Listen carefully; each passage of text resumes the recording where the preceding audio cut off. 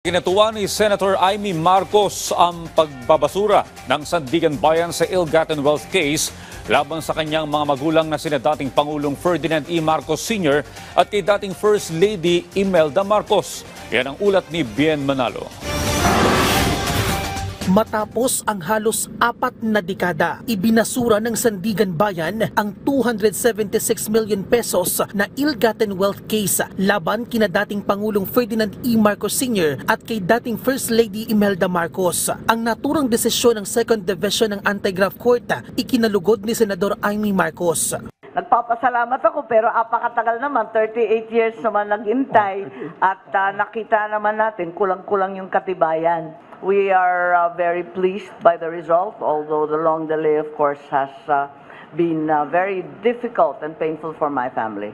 Samantala, bilang chairperson ng Foreign Relations Committee, pinapamadali na ng senadora ang pagpapalikas sa mga Pilipinong naiipit sa tumitinding bakbakan sa pagitan ng Israel at militanteng grupong Hezbollah. Nung Lunes pa ako nananawagan na iuwi na lahat ng Pilipino, higit sa lahat sa Lebanon, sa Syria, yung mga natitira pang sa Israel. Please think of your safety first at kung kinakailangan na dalhin din ninyo yung pamilya ninyo sa Pilipinas, magpalikas na po tayo.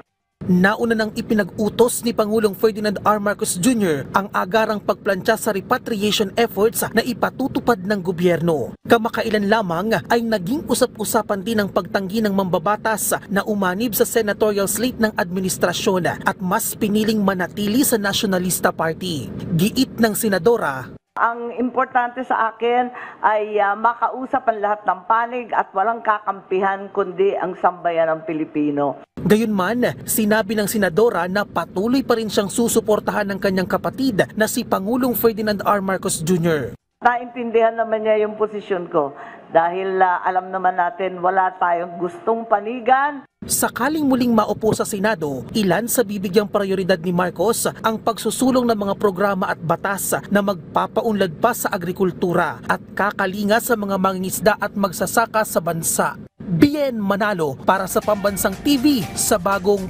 Pilipinas.